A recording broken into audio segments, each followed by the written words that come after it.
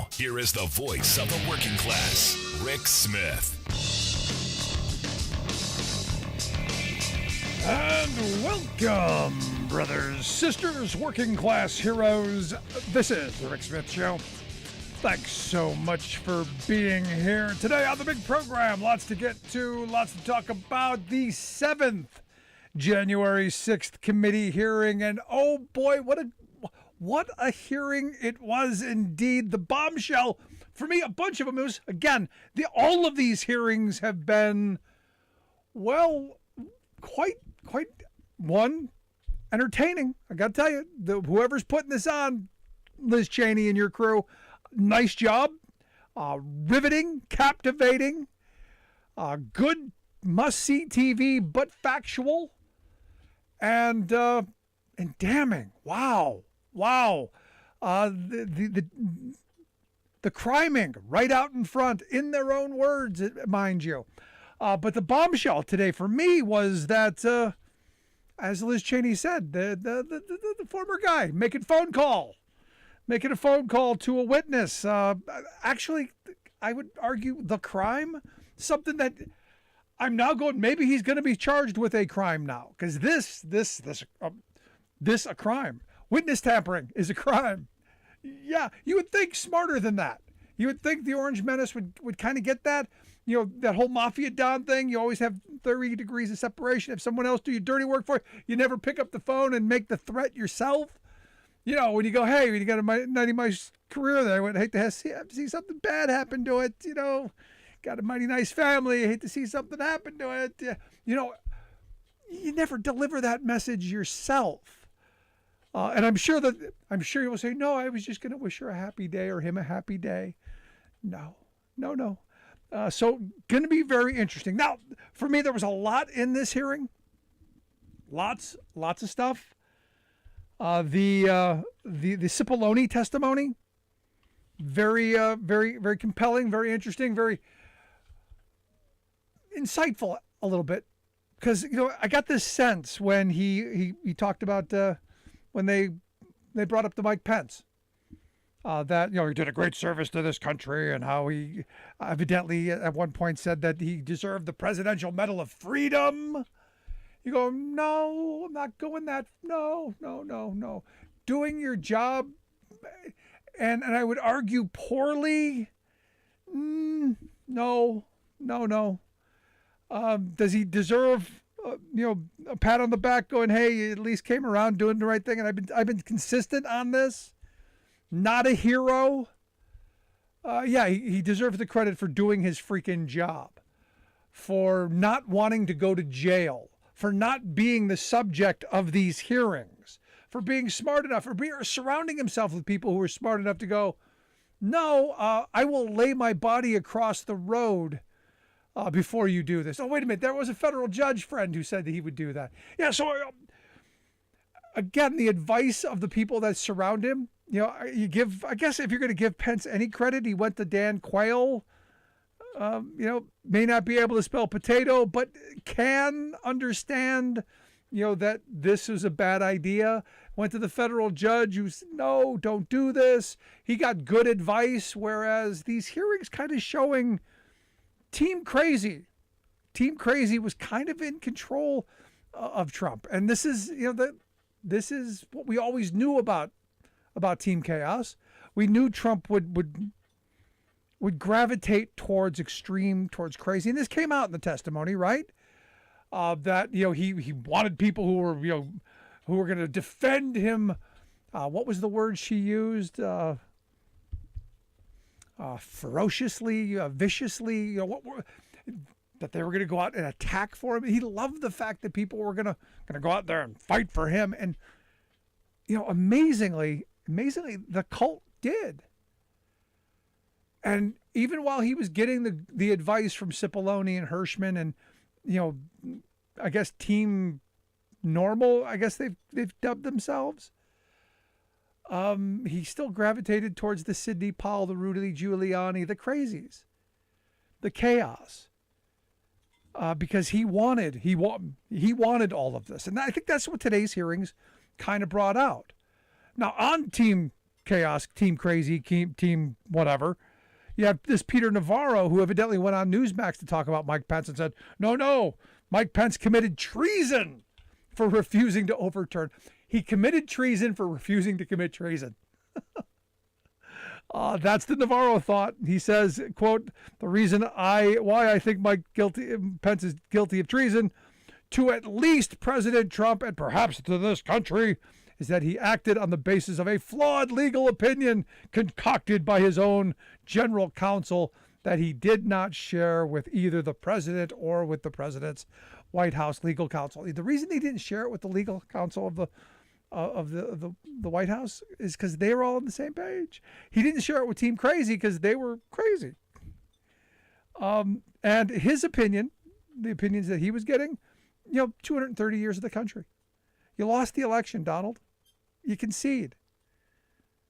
And here's the really bizarre part of all this. Had he just said, you know what? We lost the election. We lost. We're going to help a transition. We wish the country the best. We wish the best for Joe Biden. We're going to do everything we can do to help the transition go forward. We're going to honor the will of the people because we love this country and we believe in what it stands for.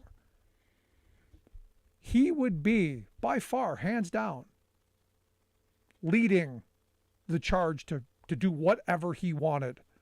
It would be a total red bloodbath, the red wedding that the Proud Boys and the extremist groups wanted on January 6th, we would see in November.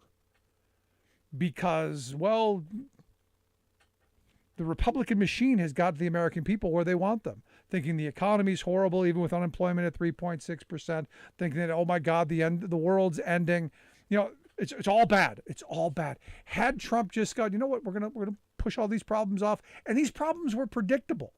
Anybody who sat back and gamed this out understood that all of the problems coming out of the pandemic were going to be sitting in Joe Biden's lap. He was going to have another mess to clean up. Yes, a Democrat was going to have to clean up another mess from a Republican, just like Obama had to clean up after Bush, just like Clinton had to clean up after Bush. This is how this game has been played for decades. And it was predictable that Biden was going to have to clean up this mess, and in a huge way. As the supply chains were broken and had to be restarted, as we flipped the switch on and the economy started roaring again, we need to restock shelves and get people back to work and all of the stuff. There was going to be frictional chaos, and it's going to be tough, and we knew this, and they knew it, and they boogered it up, because Trump could have right now, had he done what every president has done of my lifetime and pretty much from the beginning of this country. You lost the election. You take your lumps. You do what John Adams did. You sulk out of town like a thief in the middle of the night, but you relinquish power and you concede. And then you come back and then you attack. He'd have a 70% approval rating right now. Without question. He would be hands down the favorite in 2024. Republicans would have the red wedding that the Proud Boys wanted in November. And this country would be the fascist, theocratic, authoritarian state that the Republicans want. Without question. And, there's part of me that goes, thank goodness for Donald Trump. Because he couldn't help himself. And it's clear from this testimony, couldn't help himself. Could not help himself at all. Now, were there some interesting moments? Yeah, one of the statements from this Brad Parscale, one of his campaign managers, that they killed Trump's rhetoric killed somebody, and yeah, what I found interesting is someone was trying to allay it. No, it wasn't the rhetoric. That wasn't the reason Ashley Babbitt was killed. No, you're okay. No, it was. And he knew it was. But then he went back and he tried to defend him anyway. So no points for him either. But this is kind of that kind of same thing. Just an amazing day of testimony. I'd love to hear your thoughts. 1-866-416-RICK, 1-866-416-7425. If you saw the hearing, what you thought of him, did it make a difference? Is this important? And I think it is. I think this is making, especially today when you saw these extremist groups, and you saw the coordination, and you saw the messaging, the Alex Joneses of the world. And look, I've met Alex Jones a number of times over the years. And I always think back to a conversation I had with him. We talked for about 20 minutes one time. Good, honest, decent, lucid conversation. Two guys waiting in a room, just hanging out for the conference to start. Seemed sane, seemed reasonable, seemed rational. Businessman, doing the same thing that I was doing. And he went on stage to give his little spiel because the talkers people were giving him their First Amendment speech, fighter, defender of free speech award.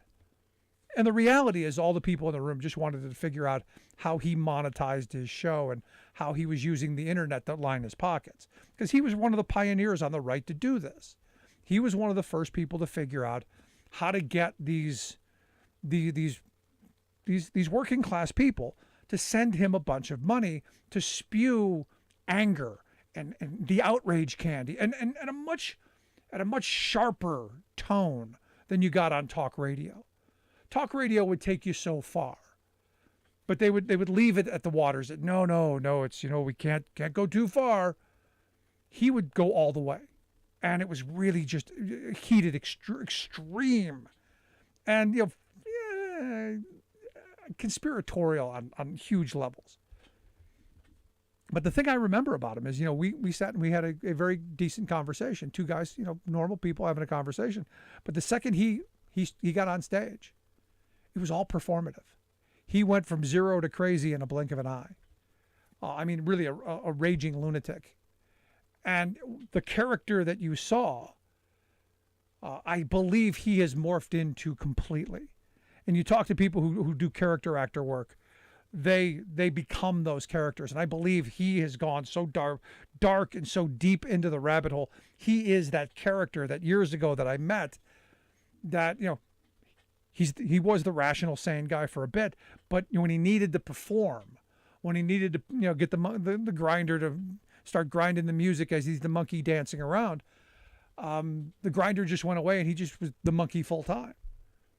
And this is what came out in this hearing. You saw the heated, angry, the hateful rhetoric, and the divisive stuff, and the Roger Stone stuff with this is God's calling, and this is the dark hour, and even the rhetoric that Reagan used to use. But it only took you so far. 1,000 years of darkness, and you're going to take us into the abyss. And this is the stuff that the Republicans have done masterfully. They've got their base believing that anyone who isn't them, not just the Democrats, but anyone, especially the Democrats, though, they're enemies of the state. They're less than human. They've dehumanized them. So it's okay to treat them poorly. It's okay to injure or kill. It's okay because there's something less than.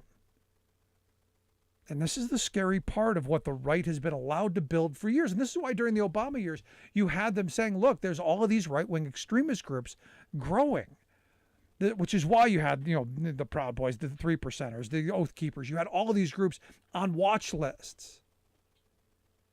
And why one of the first things that Trump did when he became president, destroyed all that. Because, hey, we can't have our base being watched by the FBI. We can't have the people who are eventually going to be our foot soldiers in our treason be watched by the FBI. So it's kind of an interesting day. Now, I think one of the things we should all be looking out for is, this Liz Cheney comment about Trump trying to tamper with a witness. This is a crime. It'll be interesting to see what Merrick Garland does. Love to hear your thoughts. 1-866-416-RICK, 1-866-416-7425. Going to take a quick break. Right back after this. Stick around. You're listening to The Rick Smith Show. We're working people. We'll talk.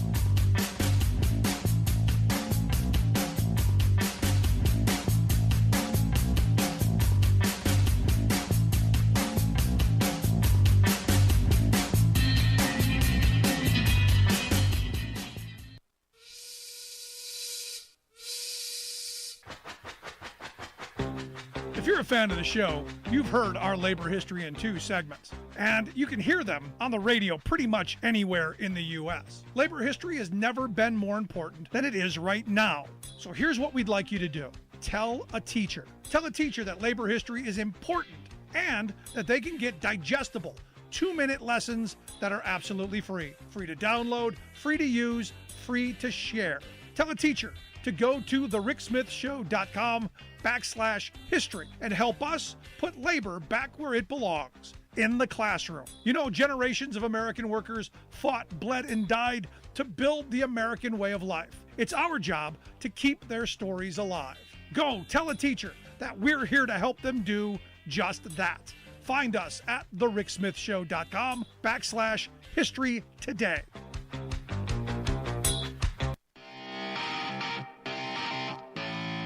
Welcome back to the Rick Smith Show. Now, here is Rick Smith. So it's all about stopping the steal, because there was all that election fraud going on, and yet we find out in 2016 there's a Republican candidate for Congress from New Hampshire. His name is Matt Mowers. He voted in two primaries, two presidential primaries, one in New Jersey, one in New Hampshire. Now, it's a violation of federal law, but he's going to get away with it because of statute of limitations. Can't even, when we find the actual crime, they don't even can't even do anything about it. Oh, there you go. Let's go to the phones. Got Alice on one. Alice, how are you today? I'm doing well. How about yourself? I'm good. You know, I'm looking at this hearing, going, I'm hopeful. I'm actually hopeful. Yes, we can hope, if nothing else. But it was rather interesting today, I thought, to have the one of the insurrectionists, if you will, and then the former oath keeper sit there and tell about their warnings. And I like how they are stringing things out, whetting your appetite, so you can't wait to tune in next week. Yep. No. They're whoever, Liz Cheney and her crew are doing a great job of teasing this out. This is must-see TV. Absolutely. But my husband and I, like I said, we've, been paying attention this whole time. So we're really not surprised by a lot of the things. And I'm just wondering to myself, and my husband even commented on how many Republicans out there are getting a little bit scared that maybe their name's going to crop up somewhere. Yeah. No, that's an excellent point. And hopefully, Jim Jordan's name keeps coming up. Hopefully my Congressman Scott Perry's name keeps coming up. Hopefully we keep bringing up all of these traitors and treasonists, seditionists, and we hold them accountable. So I wish my congressional representative's name would come up, but it's Ragenthal. Yeah. And he's a little sneak, and No. Oh, he is. I cannot stand him. He kept sending me all these crazy emails, and finally I wrote an email back, and I said, look, just stop sending me emails, because if I want to hear propaganda, I'll watch Fox News, and I haven't gotten any sense. But you have a good evening. Thank you, Alice. Appreciate it. Now, the thing is I keep hearing people go, well, it's not a big deal. No one's paying attention. No, it actually is starting to move the needle. In fact, some new polling out by Politico and the Morning Consult, they are suggesting that these hearings, this being the 7th, actually kind of. And look, I'll be the first to tell you, I thought that waiting so long after January 6th, they'll roll this stuff out, giving the Republican machine, all of this time, all of these months, 17 some odd months, to be able to spin their narrative. It wasn't a big deal. It was just another day in the park. They were walking between the ropes. Never mind the giant pile of feces on the floor that they left there for you. Never mind the urine on the wall and on the desk and the broken windows and the police officer stabbed with the flag. Never mind.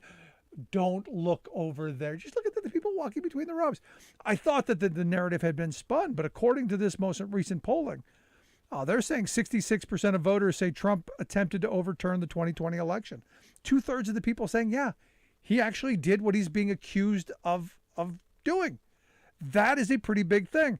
66% say he claimed the election was fraudulent without evidence. Yeah, I'm surprised that's as low as it is. Should be higher, but it's moving in that direction. 59% say that Trump misled the public about the outcome of the election. Again, 59% should be much higher. But there's this moment where what's getting interesting is 44% of Republicans say Trump lied about the election results. That's telling, now that's up 7% since the end of June. That means that they're paying attention as much as the right wing go, no, it's all a hoax. No one's paying attention. Oh, they are. And when they hear the story of that Stephen Ayers, the cabinet maker from Ohio, who was living the American life. He was a father, played basketball with the kids, going camping, cabinet maker, doing his management job. He was living the dream. Had a house, wife, kids, all that stuff. But fell down the F channel social media rabbit hole, and to use his words, had blinders on. And all he saw, loves his country. And look, I don't doubt for a second. And this is where, some on the left would go, no, Rick, these are your traitors. No, I don't doubt for a second that the vast majority of the people who were in that crowd believe that they love this country and believed that in that moment that they were fighting the good fight. I don't doubt that because they have been so immersed in this world of you're a good American, you're a good God-fearing American, and everyone else are a bunch of heathens and commies and socialists, because this is the world that they've put themselves in. The right does such a masterful job of propping up the individual, the ego, of telling these people that they're superior, they're the best Americans, they're the best workers, they're the best, and everyone else is below them, and they don't need each other or anyone else. And this is the amazing thing, the mastery of what we see coming out of the right wing, and why this January 6th moment is kind of important. Because all of those people believed that this was their 1776 moment. They were the founders. History was going to remember them as the patriots, the ones who were going to shed the blood, not theirs, of course, going to water the tree of liberty with the blood of tyrants, and those tyrants were going to maybe include Mike Pence. But they were fighting the good fight, and Donald Trump was their leader. And we found out today, again, that spontaneous, hey, we're going to march to that spontaneous, we're going to go to the Capitol, wasn't spontaneous at all. It was well planned out. They just wanted it to appear like it was spontaneous so that they could have plausible deniability, so that they wouldn't be held accountable for it. They want to commit crimes. They want to break the law. They want you to know they broke the law, but they don't want to be accountable for it. This is one of those moments where we need to, without question, start holding these people accountable from top to bottom. And for me, it's that simple. And it starts with the guy at the top. And if it's just the obstruction, or if it's just the witness tampering, that's a start for me. But from what we're hearing, wow, I can't wait for next Thursday. Love to hear your thoughts. You can email me, rick@thericksmithshow.com. We'll take a quick break. When we come back, Fred Willman's going to be here from the Beer Hall Project, going to share some thoughts. Back after this. I'm Rick Smith, and this is Labor History in 2. On this day in labor history, the year was 1937. That was the day newspapers throughout the South announced the return of Ida Sledge to Tupelo, Mississippi. The ILGWU organizer had been leading unionization efforts at 3 area mills. Twice, she was driven out. Prominent businessmen invited her to leave town just days earlier, warning her not to return under the threat of violence. Earlier that spring, workers had held a sit-down strike at the Tupelo cotton mill. They demanded higher wages and shorter hours in the town's first labor action ever. The mill's stockholders responded by voting to liquidate. Sledge immediately filed charges with the NLRB against the mills for violating the Wagner Act. Now, newspapers reported a tense atmosphere in Tupelo with Sledge's return. She stated, quote, "I don't mean to cause any trouble. I intend to organize the garment workers and don't propose to be scared away." The Citizens Committee soon declared victory, claiming they had organized 1,000 workers at 5 plants into independent home unions. Sledge condemned these as company unions. By the end of the month, Democratic Representative of Mississippi John Rankin thundered. These representatives of the so-called Labor Relations Board boasted they were going to close every factory in the city before they quit, and when they got through with it, there would be no Tupelo left. The following spring, local organizer Jimmy Cox was taken outside of town and flogged by 15 men. Sledge was again threatened and driven away permanently. The mill owners finally relented in August as the NLRB trial loomed. They disbanded their company unions, reinstated fired workers with back pay, and posted notices that they would not interfere with organizing efforts. But unfortunately, the ILGWU never gained much from their organizing efforts. Like what you hear? Check out more at laborhistoryin2.com. Perhaps you remember Senator Barry Goldwater, the GOP's fringy far-right wing 1964 presidential nominee, who famously said, "Extremism in the defense of liberty is no vice." Today, however, the core of the Republican Party has gone so far beyond the fringe that they would boo Goldwater's right-wingism as insufficiently rabid. Instead, their new rallying cry is, "Nuttiness in the defense of extremism is no vice." The GOP's mainline officialdom now proclaim themselves the party of extremism. They are openly embracing the crazy, including conspiracy theorists, neo-Confederates, and QAnon cultists, hoping to harness the fanatical horsepower of these anti-democratic groups to the party's true purpose of entrenching the supremacy of corporate and moneyed elites. Now, this extremism is about to erupt in the GOP's presidential primary, for a whole covey of these cooling right-wingers have fantasies of taking the group's radical agenda to the White House. All of them are trying to out-extreme each other with raw-meat bigotry and autocratic posturing. But two wannabes have emerged as both the most bullish and bullying: Greg Abbott of Texas and Ron DeSantis of Florida. For months, these big state governors have been locked in a far-right cook-off, including outlawing free speech, banning books, viciously attacking immigrants, preempting local elections and governments, and denying health care to poor people. Bear in mind that Abbott and DeSantis are not merely pontificating, posturing, and promising what they might do in the White House. As governors, they're actually practicing it right now. This is Jim Hightower saying, I don't know if Abbott and DeSantis are the worst that the GOP can do, but pay attention, for today's Republican elites intend to pull our democracy down into the plutocratic, autocratic, and theocratic maelstrom they're creating.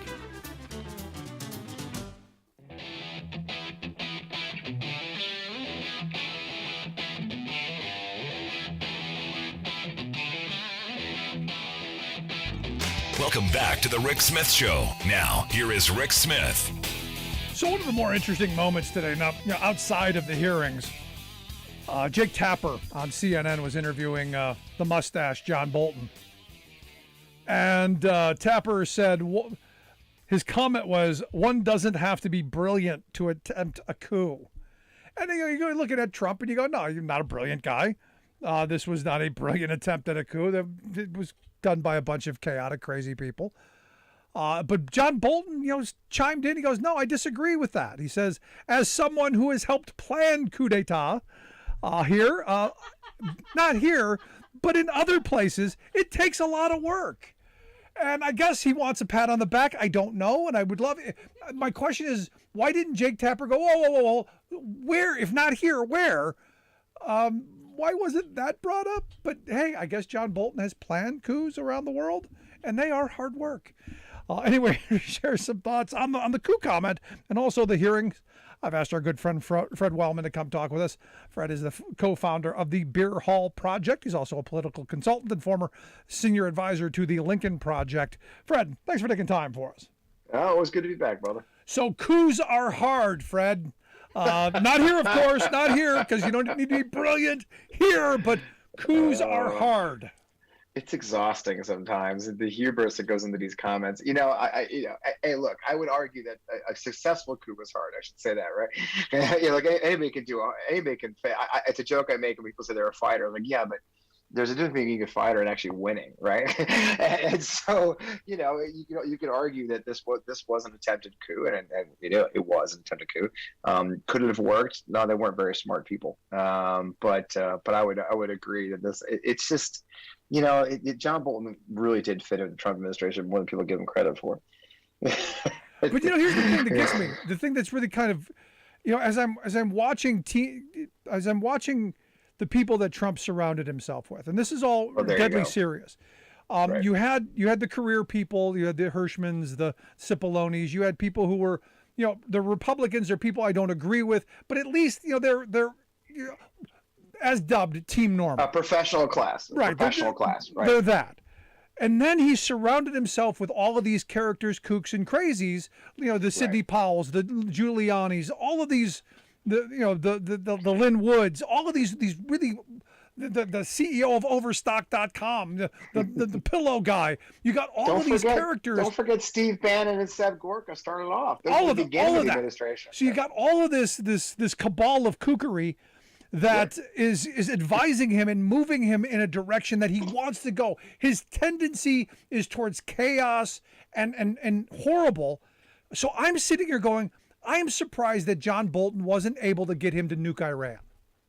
You have to want, and the thing is, it's amazing. That's what was so funny about Liz Cheney's opening, right? Which calling out the argument that he was just badly advised. No, he purposely surrounded himself with kooks. He purposely surrounded himself with yes man. He purposely sought out the most nuttiest of people, and they gave him bad advice, admittedly, but he wanted it, right? And so he is a grown adult, as she pointed out. He's a 70-year-old man who was allegedly successful in business, and that's the irony of some of these arguments, isn't it, Rick? It's like, oh well, he's amazing. He needs to be president because he's such a big success as a billionaire, TV star. Then the next argument is, but he's too stupid to take advice not to do a coup. And so it's just it's just such a crock, the whole thing, and they want us to believe this. And by the way, the same people who say, well, he's just badly advised, so it's not his fault, also say, well, we should reelect him, that he should have another chance. No, Donald Trump's a grown adult. He made decisions. He sought out people who would tell him what he wanted to hear. He got rid of people who didn't. That's the one thing we know from his experience in 4 years is if you said the wrong thing, you were out. And so he does it still. Look at Mo Brooks. Mo Brooks is as Trumpy as a Trumpy gets, but he simply said one time we should move on from the election, and then he was ostracized from Trump world. So the just sheer lunacy of the whole thing. Again, going back to everybody says, well, it got worse as it went on. No, it was always bad. Yep. His first white half of his eyes was Stephen Bannon and Seb Gorka.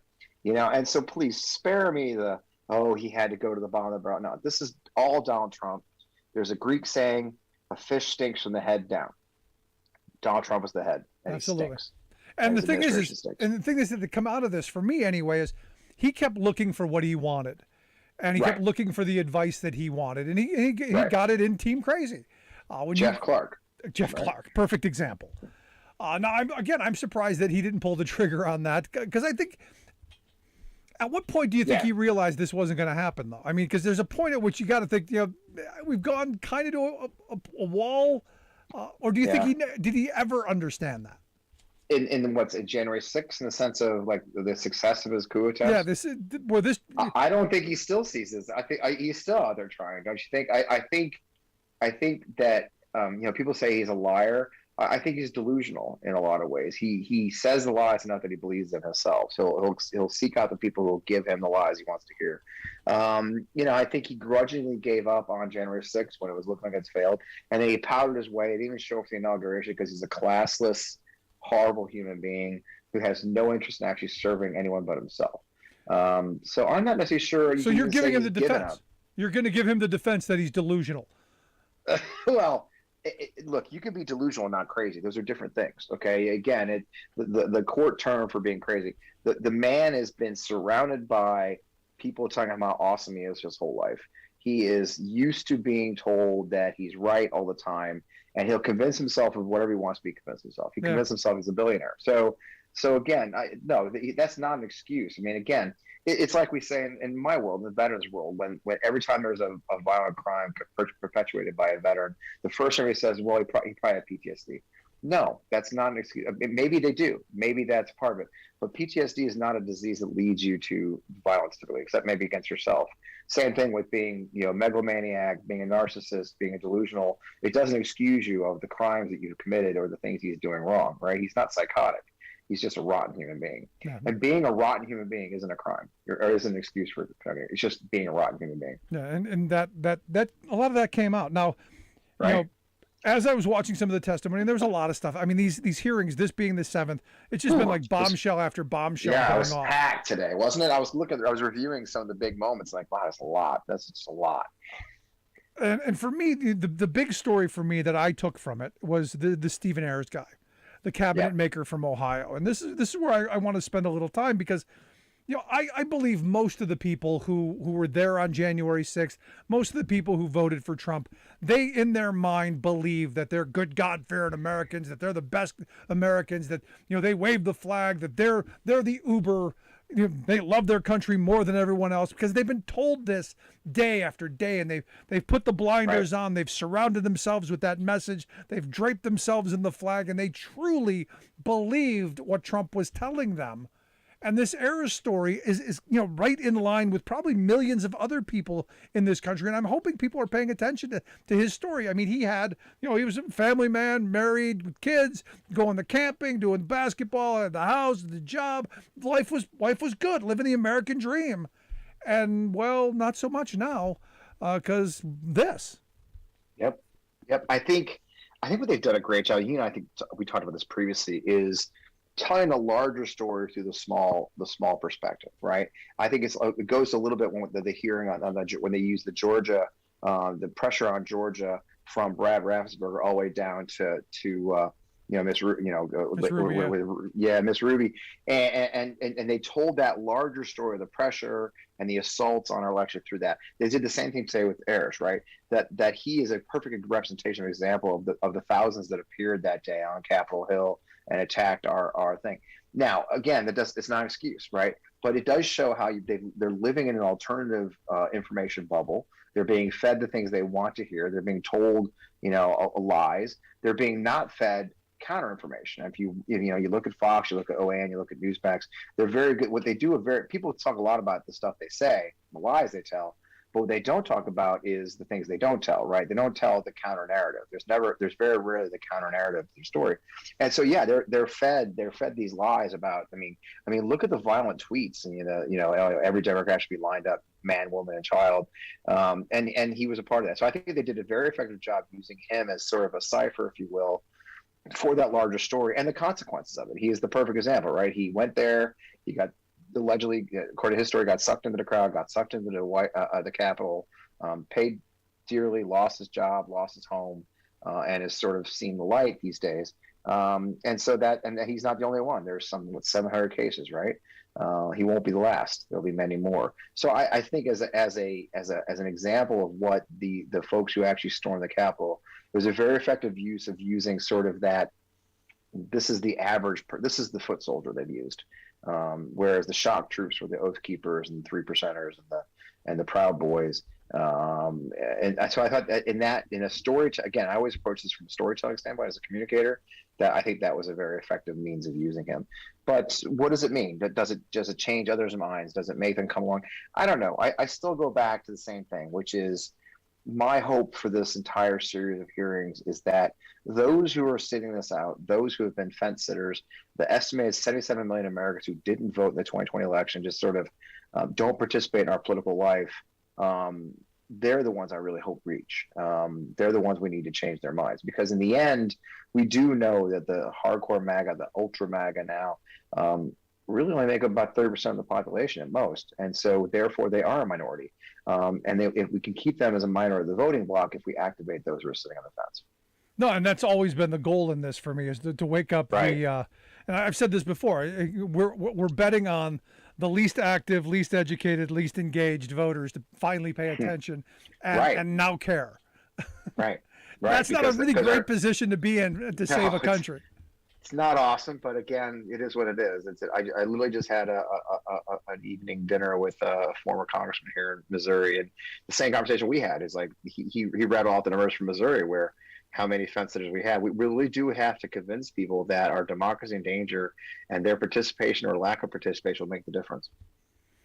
And the hope is that some Republicans are paying attention to this, and some of the polling Yes. coming out is showing that some of them are. Now, that Rusty Bowers testified not too long ago, the Arizona Speaker of the House, and he just did an interview here recently where he's kind of walked back his support of Trump because he said, well, what was his comment? He said he was going to vote for someone other than Trump in the primary because he doesn't represent my party. He doesn't represent the morals and the platform of my party. And I just see it more and more all the time. That guy he's his own party. It's the party of intimidation, and I don't like it. I think he's thinking about a different Republican Party, maybe one 20, 30, 40 years ago. Right. What I view the Trump Party as the Republican Party. So the question I have for you, Fred, is as you're looking at these hearings, which have been focused solely on Trump, isn't the bigger picture that this is really the core of the Republican Party now? That this isn't all about Trump? That this really is about the Republicans as a whole, and that I think what could come out of this is they saved the Republican Party by throwing Trump overboard? Well, I think there was a dream a long time ago that throwing Trump overboard would save the party and it would go back to normal. But the problem is when you throw Trump overboard now, you're going to go to Ron DeSantis. You're going to go to Tom Cotton.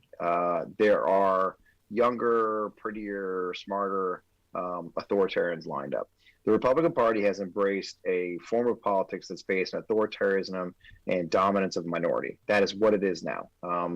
I won't get into it with our fellow Democrats who would argue, well, you just haven't been paying attention. It's always been that way. Like, yeah, I got it. Thanks for chiming in.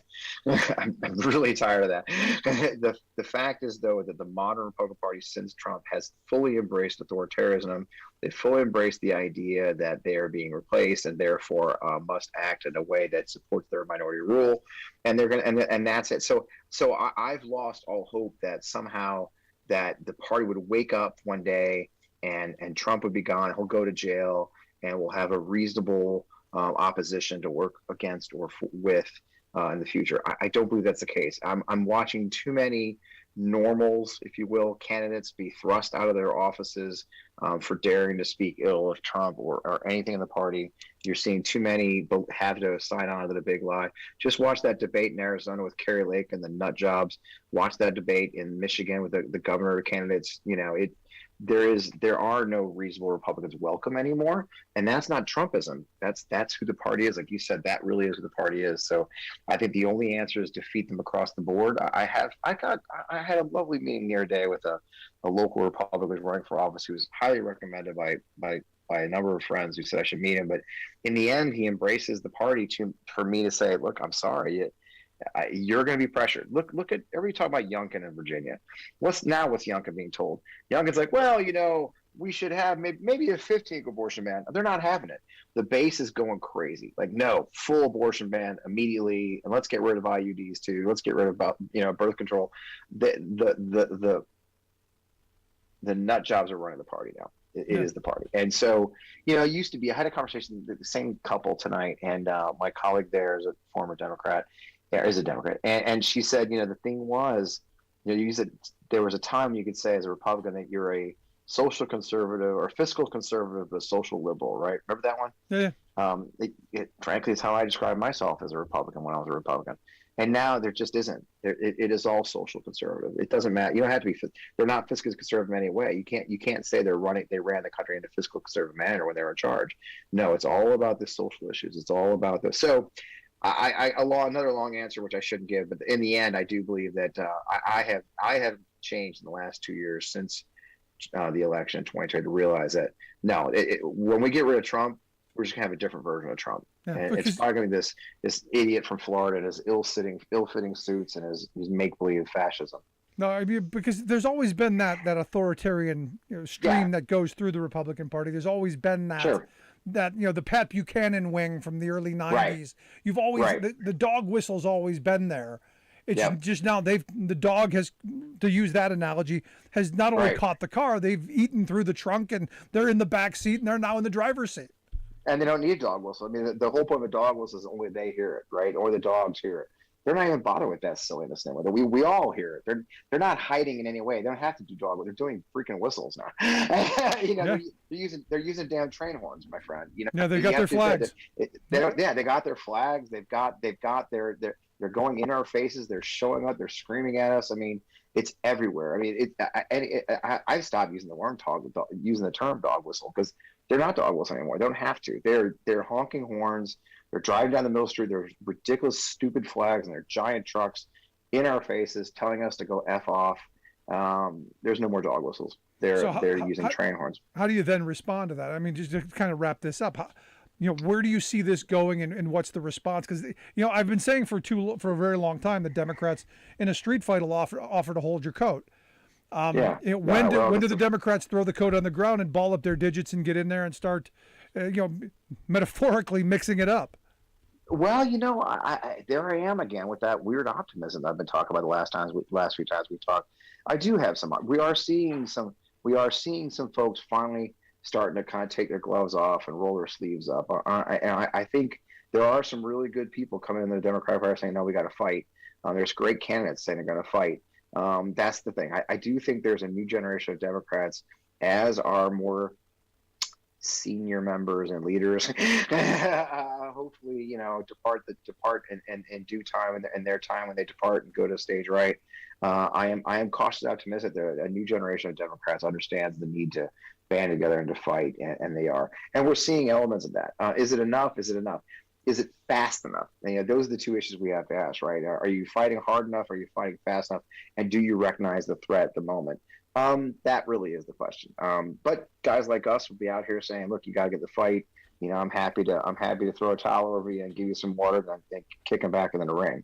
That's really all we can do. But I think many people recognize now. And again, I keep going back to the Roe v. Wade decision, the Dobbs decision. I think it woke up a lot of people that the worm has turned. We've crossed the Rubicon. That is a very, and it's a very dangerous time. And if they don't get in the fight, we're going to lose the whole darn thing. So I end these with a cautious optimism that perhaps we're going the right direction. We'll see. But we shall see. But Fred, I appreciate the time and the input. Always. Good stuff, my friend. Always, my friend. Thank you for having me. All righty. Our good friend Fred Wellman, co-founder of the Beer Hall Project. Make sure you check out their website, beerhallproject.com. We'll get links out on social media.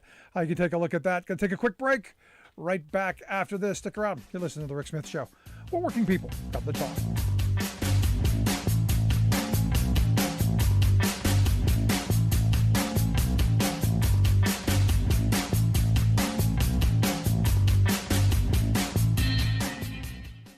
I'm Rick Smith, and this is Labor History in 2.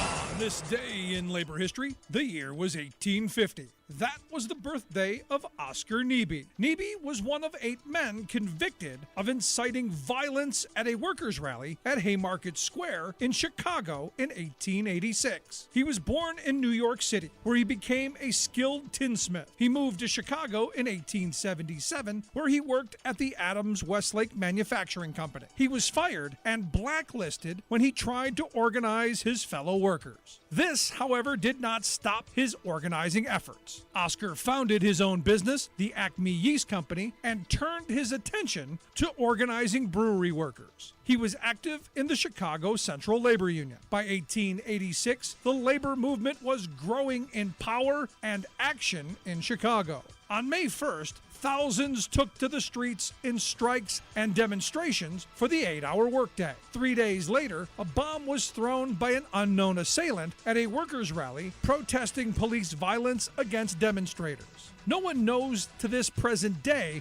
who threw the bomb. 8 men were tried and convicted for the crime. Oscar Neebe was sentenced to 15 years in prison in Joliet, Illinois. 4 of his fellow accused were executed by the hangman's rope. After 6 years in prison, Neebe was pardoned by Illinois Governor John Peter Altgeld. His first wife died shortly after the trial. It is said she died of a broken heart. At his trial, Nebe wrote, quote, "I have been in the labor movement since 1875. I have seen how the police have trodden on the Constitution of this country and crushed the labor organizations. I am sorry I am not to be hung with the rest of the men." For more information, go to laborhistoryin2.com, like us on Facebook, follow us on Twitter at laborhistoryin2. You're listening to The Rick Smith Show, where working people come to talk.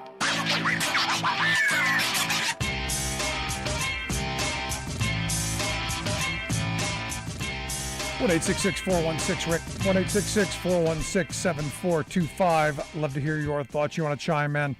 Now, what's interesting is, Fred brings up, and I've been talking about the Republican Party for a while, because, look, you need functional opposition.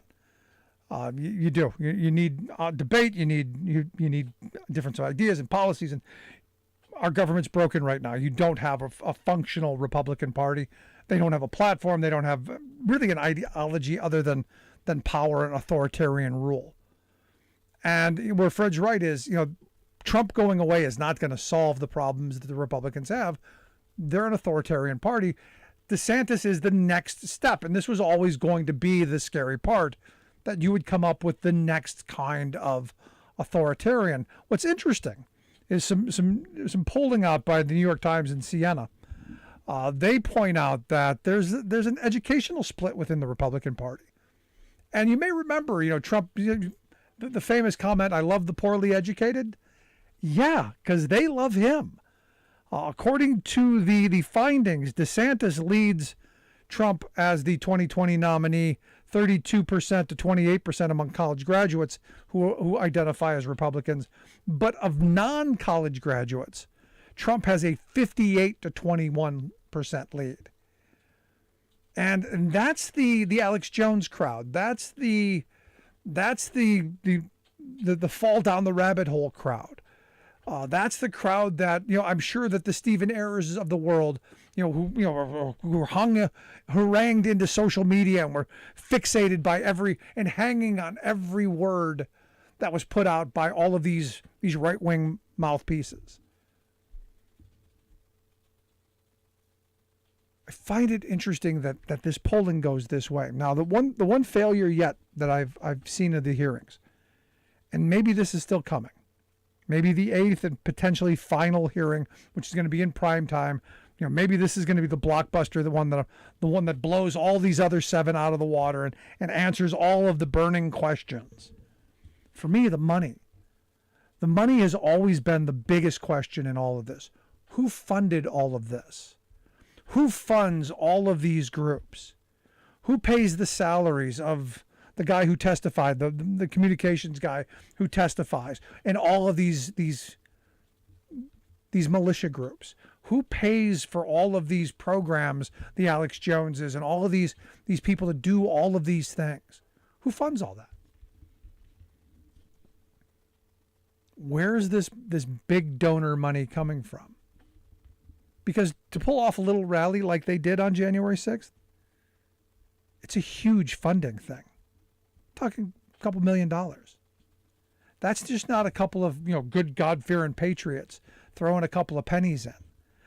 No bake sale is going to get you that. These are the billionaires actually funding this stuff. That's what I want to know. Was it the Overstock CEO? Was it the pillow guy? Was it the Publix woman? Was it I seriously doubt it's the Koch brothers. But was it those moneyed interests? I think that's what we need to be finding out more of. And maybe that's going to be in the blockbuster potentially final hearing. Amazing stuff. Love to hear your thoughts, though. Email me, rick@thericksmithshow.com. If you miss any portion of the program, make sure you grab the podcast. Always there, always available. Wherever you get yours, you'll find ours. I'll tell you, amazing and just must-see TV. Amazing stuff.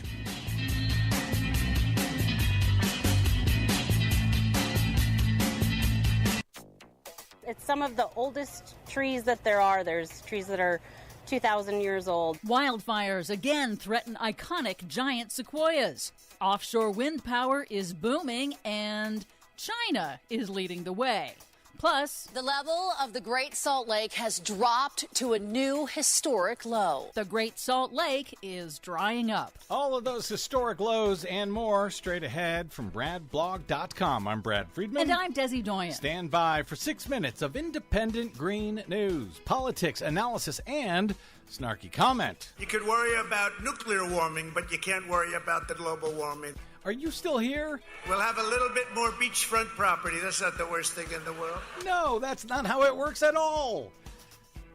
This is your Green News Report. Okay, Desi Doyen, I'm going to imagine, for my own sanity and perhaps everyone else's, that Donald Trump isn't around and about lying about climate change again in his rallies. So what do you have that isn't a lie in our Green News Report? Well, first, in California's Yosemite National Park, the new heat and wind-driven Washburn Fire is threatening the park's largest grove of giant sequoias. Parts of the park have been closed. More than 1,600 people evacuated from the park and nearby communities at the height of tourist season. Officials say years of forest management actions and a sprinkler system deployed by fire crews have so far succeeded at holding the fire at bay in Mariposa Grove, home to more than 500 sequoias. Wildfires over just the last 2 years have killed nearly a fifth of the world's giant sequoias, which are found only in California.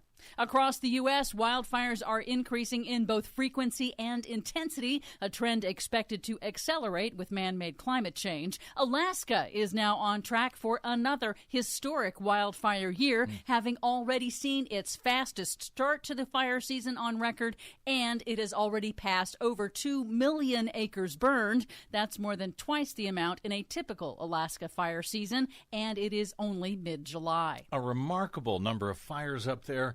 A remarkable amount of warmth up there, where we've seen in some days in recent summers Alaska getting warmer than it is down here in Southern California. Yes. In Utah, which is also battling 2 new wildfires, the Great Salt Lake has dropped to its lowest level since record-keeping began in 1847. The lake is drying up due to water waste and the historic climate-intensified mega drought in the western U.S. Well, I guess it's not so great after all. Joel Ferry, the new head of Utah's State Department of Natural Resources, said that the decline was expected. However, it's come a little bit sooner than we anticipated. It just shows the broader issue with the drought, with the changing climate, with the consumption that we're seeing, and the demand for the water in the state of Utah. It's indicative of Great Salt Lake. Are you allowed to say changing climate in the state of Utah? He just did. Wow. With about half of the lake bed now exposed, blowing dust creates a public health crisis because the Great Salt Lake's sediment is laden with toxins like mercury and arsenic from past mining operations. Wow.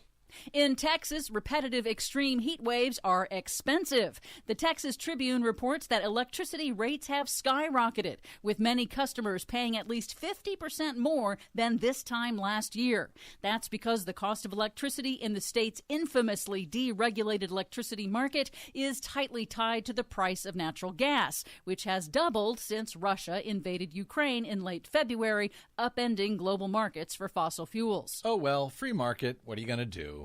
In California, 5 San Francisco Bay Area cities have now voted to ban construction of new gas stations to combat climate change and prepare their cities for a future not dependent on fossil fuels. Nice. California has already pledged to stop selling gas-powered cars by 2035, and that has made a Republican state lawmaker in North Carolina very mad. He introduced a bill to prohibit state and local governments from offering free electric vehicle charging stations unless they also provide free gas pumps as well.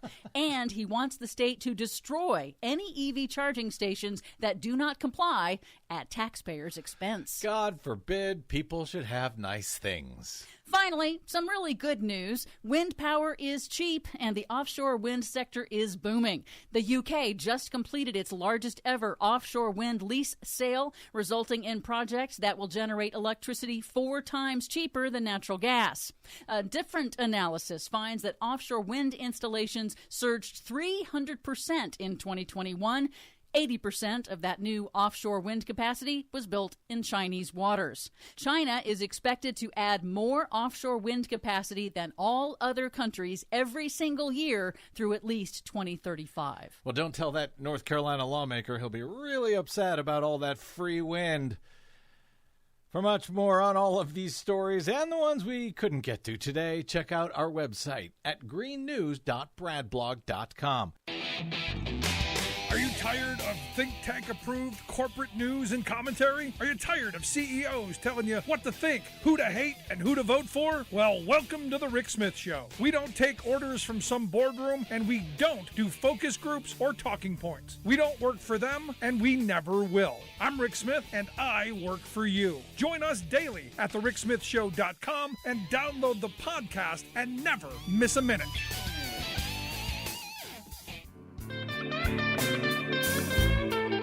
Welcome back to the Rick Smith Show. Now, here is Rick Smith. So today also a tragedy. I look at this video coming out of Uvalde, Texas. Wow. Have you seen this? Now understand, these are the trained. These are the people who are. They have the active shooter training. These are supposed to be the ones that we rely on in these moments. 77-minute clip of video. 77 minutes of a lot of policemen with guns standing around as this gunman shoots these kids. And there are a couple of moments in the videos that have caught people's attention. One, the hand sanitizer guy, while this murdering is going on, he's getting hand sanitizer. Got to make sure that my hands are clean.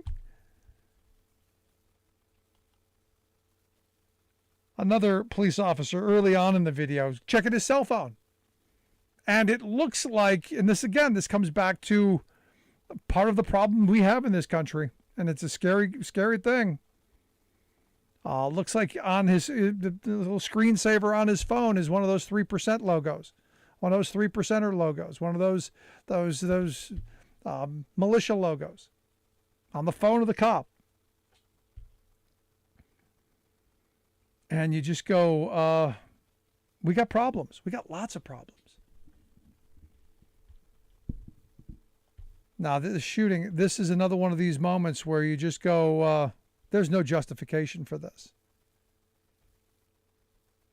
They turned off the sound in most of the clips because, well, you would hear the screams of these kids, I'm sure.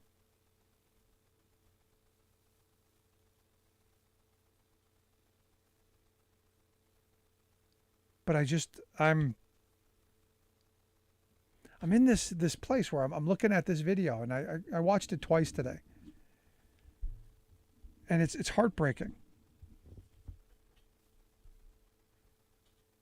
to think that we're paralyzed in this moment. We're paralyzed with fear. We're paralyzed by fear mongers. We're paralyzed by a political system that the money continues to divide us, where rhetoric continues to divide us and tear us apart. These are moments. This video should be something that we unite around. Something that we should be as a country coming together around. Saying that this is wrong. I mean, these policemen had everything they wanted. They had the shields. They had all the gear that they would have needed. They were armed. They were supplied. They were tactically trained. Everything that we're told that you need to do outside of dealing with the gun, because the gun isn't the problem. At least that was what we keep being told. It's not the gun. 77 minutes they waited before they finally went in and they killed the shooter. 77 minutes.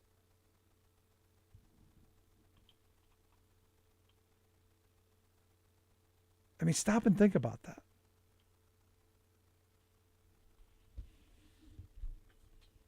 And then I didn't wash my hands. I needed some hand sanitizer.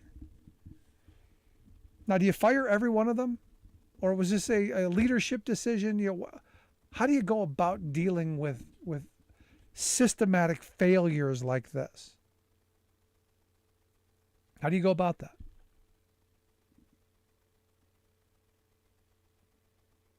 And this is the question that we have across our political spectrum, isn't it?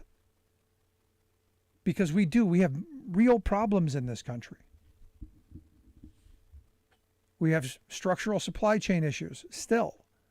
We have production, manufacturing issues. We have healthcare issues. We have education issues. We have infrastructure issues.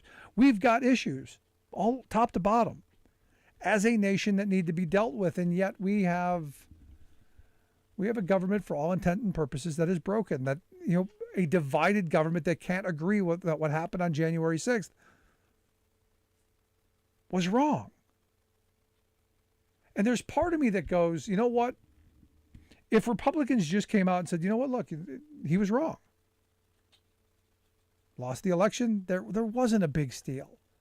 We bought the rhetoric early on, but as we look at the evidence, as Stephen Ayers said, as I started to do my own research, and I'm so sick of that line. Because for most people, doing their own research is seeking out a source that they absolutely agree with to confirm their bias. That's their research. Find me something I agree with so that it confirms what I already believe, so I don't have to challenge myself. That's scary. Now you got Elon Musk who has chimed in. He believes that the Democrats should call off the attacks. Just get over it. Because the only way that Trump is going to survive, if Democrats keep attacking him, they're going to make him look like a victim, I guess. This is kind of the thinking that Musk has, that they're making him a martyr by holding him accountable for the crimes that he committed, for all the things that he put into play, that's making him a martyr with the base. And that's true. That is true. But his base is only about 30% of the country. The hope is that the other 70% wakes the blank up and goes, no, this isn't who we are. Throw the bums out. All of them. Anyone who sides with him at this moment. Anyone who jumped in on the big lie. Anyone who said that the 2020 election was stolen. Any of them, all gone. And restart. Now, he's also said that Trump should hang up his hat and sail on into the sunset, which caught the ire of Trump, who then went on his failing social media site and said that he could have made Elon get on his knees and beg, because evidently Musk came to him for help with subsidies on. I mean, this is this kind of childish nonsense that we get from the former guy. And this is kind of one of those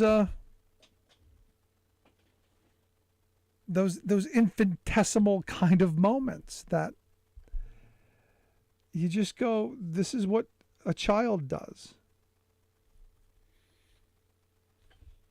And what's frustrating is all the while this is going on, we still have kids going to bed hungry. We still have veterans being homeless. We still have real problems. And this is why I keep coming back to, it's got to be us. It's got to be you and me. We have to organize around the idea that we are going to change. We're going to change our country. And you do that locally. And this is where understand, even if Trump were to go away tomorrow, the organizing that's been done by the right, the extremism on the right, is not going to go away. And this is something I think Fred Wellman was talking about earlier. The party is too far gone. The religious zealots, the extremists have taken over. They now fully run the Republican Party, and they're moving towards full and total abortion bans, criminalizing abortion. They're moving towards, here where I'm at in Pennsylvania, this is the agenda that will happen if a Doug Mastriano is elected governor this year. Pennsylvania will immediately become a no rights at work state. They will pass the so-called right-to-work law immediately, and workers in this state will get screwed over as they have in other states that have passed that. Right-to-work means lower wages, less health care, less retirement benefits, less safe workplaces, less voice on the job, all that stuff. All of the horrible that comes with a massive shift of power, even more to the employer and away from workers. The loss of dignity and respect on the job being a huge part of that. That happens day one. A total abortion ban will happen. They're already in the process of trying to put that into the Constitution. They're already in the process of trying to raise the voting age from 18 to 21 in this state. That is going to take on a national significance, because understand, these are people who believe we need to go back to the original intent of the Constitution, which was white landowning males 21 and over being able to vote. Nobody else. And that means all the rest of you who don't fit into that white landowning male over 21, you don't get to vote. You don't get a say, because the only people that matter are white landowning males over 21. Now, I would be able to get the vote, but I'm sure they would not be happy about that and try and figure out a way to ensure that somehow that gets blocked, because that's what they're about. They're about power and control. And this is the moment that we're in this country. Do we begin to wake up? As Fred said, the 77 million people who sit out every election, the people who don't pay attention, the people who are, hey, I'm too busy working, too busy leading my life, too busy taking care of the kids, too busy, cutting the grass, washing my hair, whatever your excuse is for not voting or participating. The future of this country is dependent on the least informed, least active, least educated, least interested. And that's a scary place to be, because the zealot class, they have a clear and present agenda. While the Republican Party, the machinery, the leadership, the McConnells of the world, you could put them into, the professional class. Their agenda is about money and power. The activist class in the Republican Party is about control. It's about ideology. It's about theology. It's about purity. And this should be for those people who are the least active, least engaged, least interested. This should be a scary prospect, because eventually they're coming for you. Because purity only knows one direction. And I think, Fred talked about it a minute ago. Mo Brooks was the most Trumpy of all. He was the most MAGA that there could MAGA. He was, one of the founders of MAGA Island. Made one comment off MAGA Island.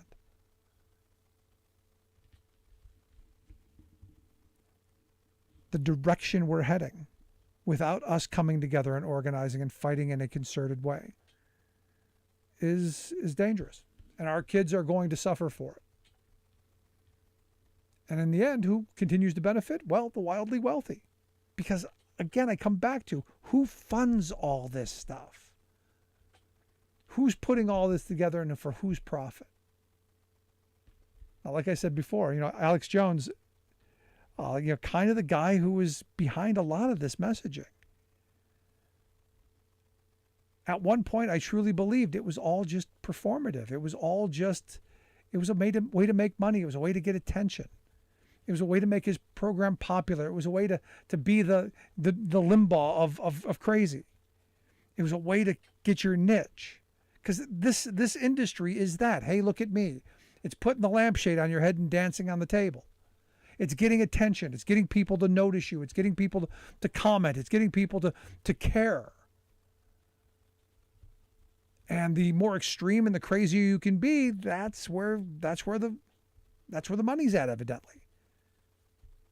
And no one did it better than Alex Jones for a while. Now, I don't think I want his future. With all of going that insane and not having any real allegiance to the truth or reality has gotten him into some trouble. I think the families in Connecticut are dragging him through the coals, and there are going to be a lot more, I think. But the reality is it's us. It comes back to us. The Stephen Ayers of the world, who are now saying, got to take the blinders off. We got to start looking at each other and start talking to each other. Get off the internet. Get off of social media. Stay out of the rabbit holes. Seems rational to me. Love to hear your thoughts. 1-866-416-RICK. 1-866-416-7425. If you miss any of the program, download the podcast. Never miss a second, never miss a moment. Always there, always available. Wherever you get yours, you'll find ours. From iTunes to iHeart, Stitcher to Podbean, everywhere in between, it is there. Like, share, comment, all good stuff. Quick break, right back after this.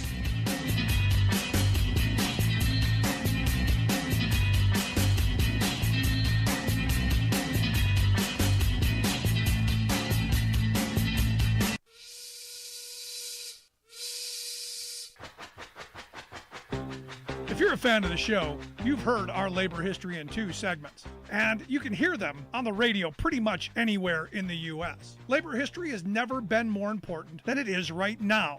So here's what we'd like you to do. Tell a teacher. Tell a teacher that labor history is important and that they can get digestible 2-minute lessons that are absolutely free. Free to download, free to use, free to share.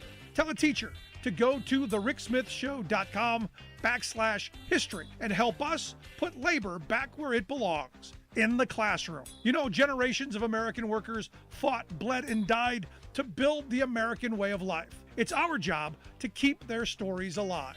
Go tell a teacher that we're here to help them do just that. Find us at thericksmithshow.com/history today.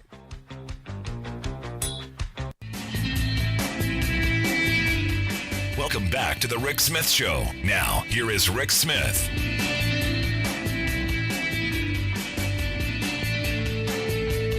So evidently the White House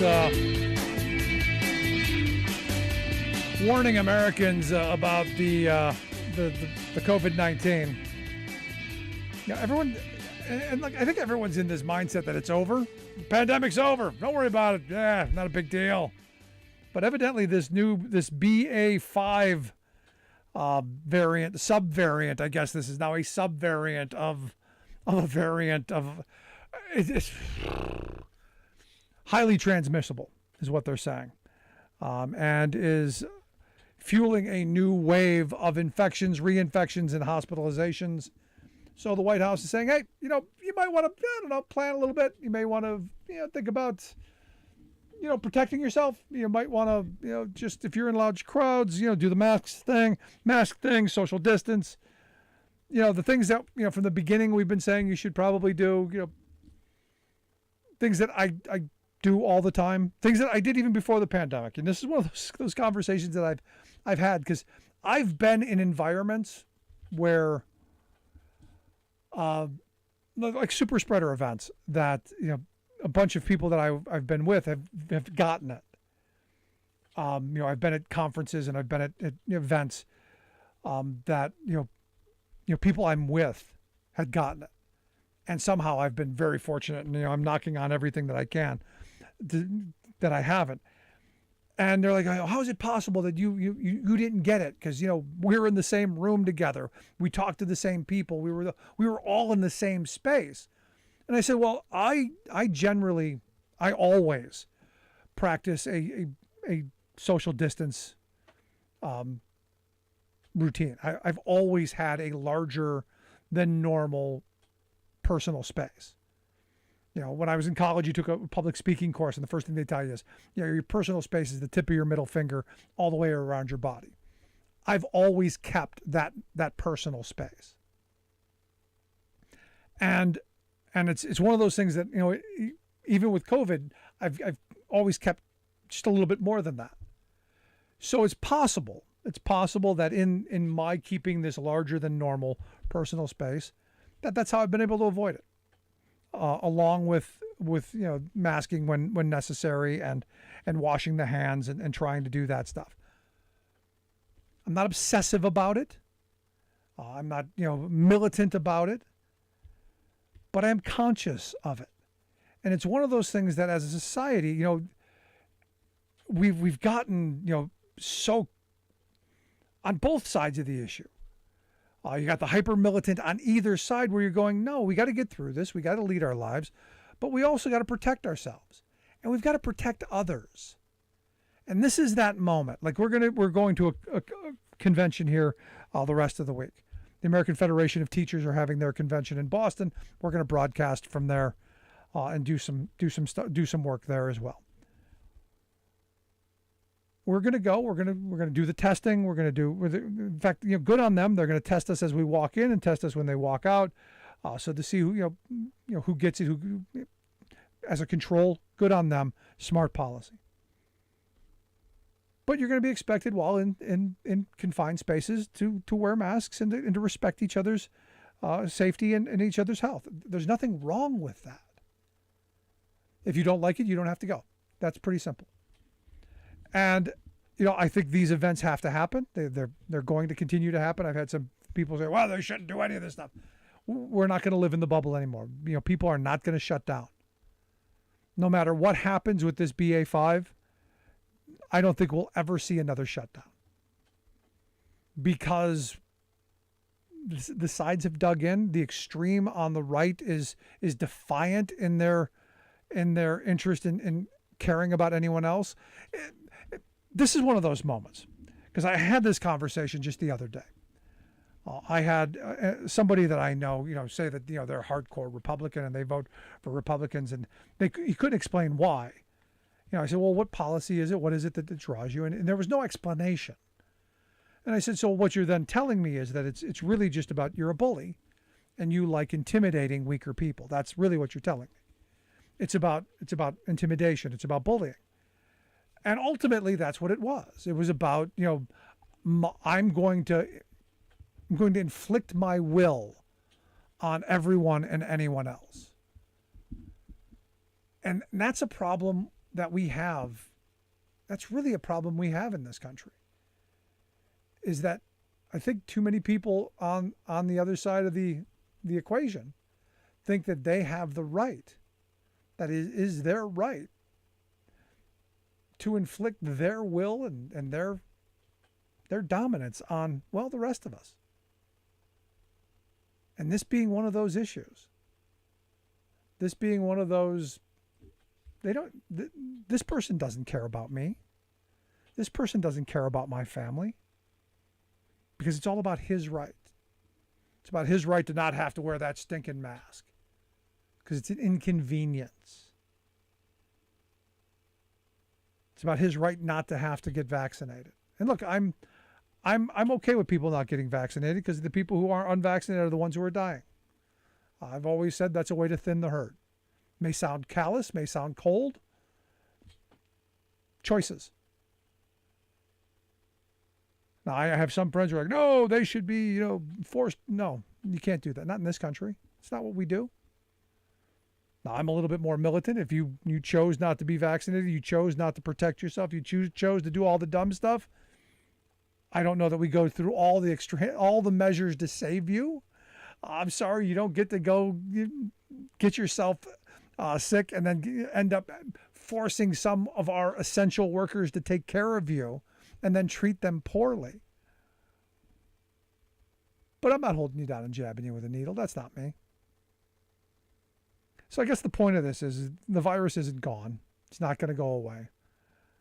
We do need to do what we need to do to protect ourselves and others. And I think the others part is important. And I hope we would think that way, that we if we care about ourselves, we can care about others as well. And that we do reasonable, sane, rational things. Seems simple. What used to seem simple, I don't know, not so much anymore. Actually seems fairly difficult. Maybe in my lifetime we'll get back to simple. We'll get back to common sense being common and being sensible. Maybe. Love to hear your thoughts. Email me, rick@thericksmithshow.com. Questions, comments, that's where they go. Also, remember to grab the podcast wherever you get your favorites. Ours will be there. Let's take a quick break. Right back. When we come back and talk a little bit about bail reform. In fact, some of the folks, worrying about going to jail or in jail might be interesting. Back after this.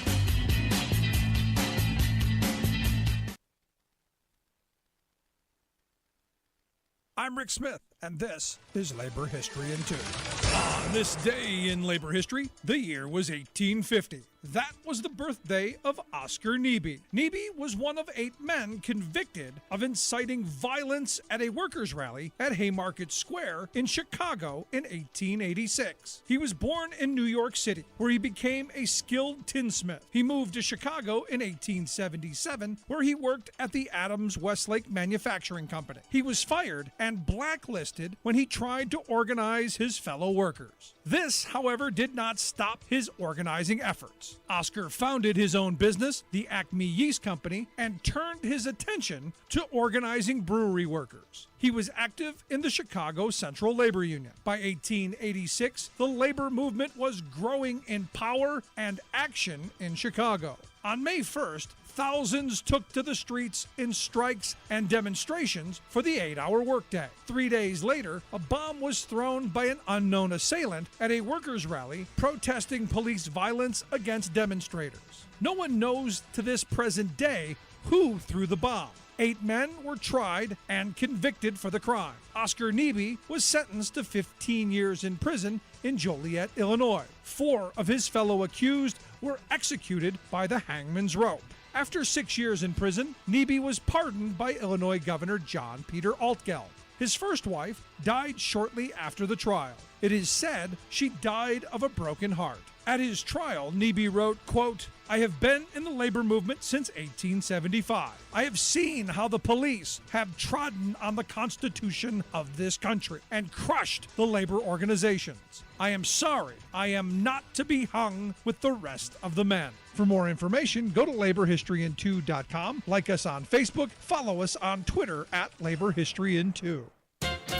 Perhaps you remember Senator Barry Goldwater, the GOP's fringy far-right wing 1964 presidential nominee, who famously said, "Extremism in the defense of liberty is no vice."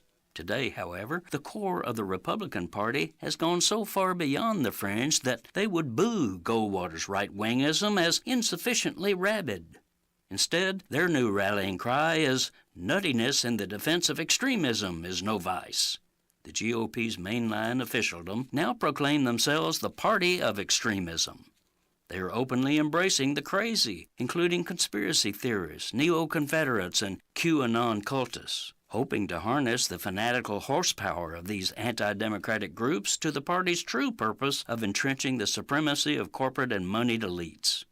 Now, this extremism is about to erupt in the GOP's presidential primary, for a whole covey of these cooling right-wingers have fantasies of taking the group's radical agenda to the White House. All of them are trying to out-extreme each other with raw-meat bigotry and autocratic posturing. But 2 wannabes have emerged as both the most bullish and bullying: Greg Abbott of Texas and Ron DeSantis of Florida. For months, these big state governors have been locked in a far-right cook-off, including outlawing free speech, banning books, viciously attacking immigrants, preempting local elections and governments, and denying health care to poor people. Bear in mind that Abbott and DeSantis are not merely pontificating, posturing, and promising what they might do in the White House. As governors, they're actually practicing it right now. This is Jim Hightower saying, I don't know if Abbott and DeSantis are the worst that the GOP can do, but pay attention, for today's Republican elites intend to pull our democracy down into the plutocratic, autocratic, and theocratic maelstrom they're creating.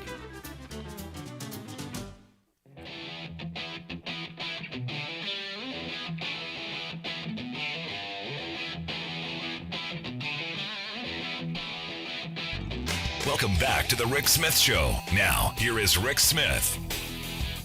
So interesting day of hearings, as we've been talking about.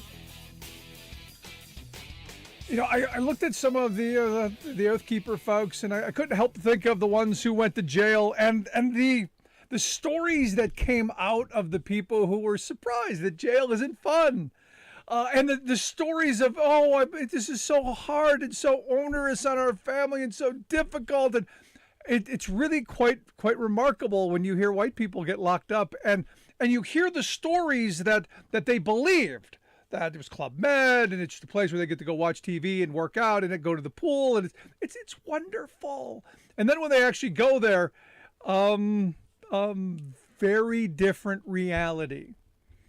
So maybe there'll be a movement. Maybe there will be a movement of suburban angry oath keepers coming in the very future. Proud Boys going, jail's bad. Maybe there'll be some unity on the jail front that comes out of all of this January 6th stuff. And here to share some thoughts on just how bad our criminal justice system really is, I've asked Rachel Eisenberg to come talk with us. She's the Senior Director of Criminal Justice Reform at the Center for American Progress. AmericanProgress.org is their website if you want to check out the work that they do. Rachel, thanks for taking some time for us. Thank you so much for having me and being open to discussing this important topic. No, see, this is a perfect day for this in my mind because, I've been listening to all of these stories of all of these people who are now in jail because they're criminals. They clearly broke the law. They attempted to overthrow our government. They defecated on the floor of our Capitol. They urinated out our congressional members' desks. They did all these horrible things, and now they have to pay for their crimes. And they're whining and complaining that it isn't the Club Med, it isn't the paradise, it isn't the utopia that they had gotten themselves to believe that it was. And now they're angry. And this is just one of these moments where I think talking about what really is going on and who benefits truly from all this, I think is an important topic. Well, and, I think that it's really interesting that for the first time, people with privilege, people who never thought about the justice system before, are sort of having their eyes opened to what we know is a really harmful and discriminatory system that incarcerates far too many people in our country, that makes snap judgments about people or holds people in jail because they don't have enough money to pay their bail for really low-level things that you would be really shocked. It's not the kind of behavior that you were talking about earlier, but people who have to No, I've got the perfect example. Yeah. The perfect outrage example for me is, and we do it to poor people especially poor people of color. There's a story of a guy in Philadelphia, and I'm never going to forget it as long as I live, has some mental health issues, he's homeless, stole 3 peppermint patties from a convenience store, spent over 500 days in lockup, not for the crime of stealing the peppermint patties, but for the crime of not having the money to get out to wait for his trial. He wasn't even guilty of stealing the peppermint patties yet, but he had to sit for over 500 days for what, $1.50, $2? And you go, wait, how is this fair? How is this sane? How is this rational? But it's the corporate industry of what we've propped up around justice that I think is insane. Yeah, and it's something that people don't really know all that much about, because you think oh, someone gets arrested and if they are, if they need to be there, held in jail, but that's really not what's going on. We have a lot of corporate influence over our justice system in ways that actually make us less safe, right? So there's the report that the Center for American Progress put out, kind of exposing corruption in the corporate bail industry. What our research shows is that there's this web of both smaller companies and large corporations that really profit off of people putting themselves out there as a public service, but caring not at all about the people that they're bailing out, right? And whether or not, whatever their circumstances might be. So, and these corporations are really invested in a system that uses money to determine if someone should go free before they're even found guilty of anything. They're invested in a system that's really discriminatory, that really, has an outsized impact on people of color and poor people. They want to keep that system going because it makes them money. And they use these really corrupt practices around, making sure that people pay their money. They don't get refunded when they show up to court like they would have if they had the money to put it up themselves in the first place. They hire bounty hunters to go after people and create really dangerous circumstances. It's something that I think is important that we shine a light on, because people think that the purpose of cash bail is safety and justice. and really it's making some corporations rich. Yeah, but hey, we did get a TV show out of it, and a character. I mean, the guy with the hair, the dog guy. We got him, right? So that's something. But here's my problem with all of this.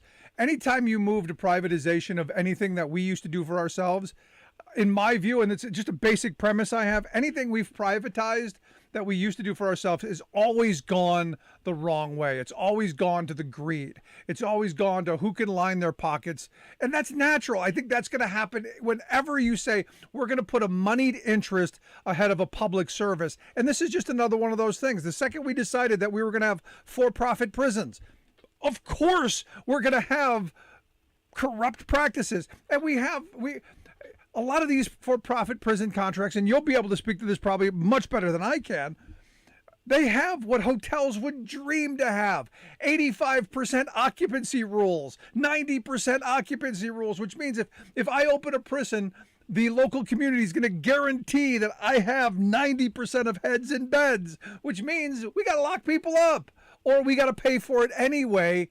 So there's just all the wrong perverse incentives in this stuff for me. Yeah, you really have to question the like just what you said, the incentives behind it, right? What would incentivize a bail company to continue to put out money for poor people so that they could be home with their families and continue to go to their jobs while they're awaiting trial? It's the money that they're going to be able to extract from those people.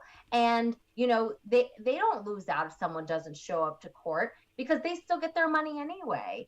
And they don't even have to pay it back to the court most of the time. There's very little risk for them and a whole lot of benefit. The entire corporate bail industry makes $2.4 billion a year approximately. That they have a lot of interest in protecting that. Wow. And so, I go back to what I've always said. I grew up poor. I grew up in a housing project on the west side of Cleveland. I remember what it was like to go to the cupboards and there'd be nothing in the cupboards. I know what it's like to be dirt poor.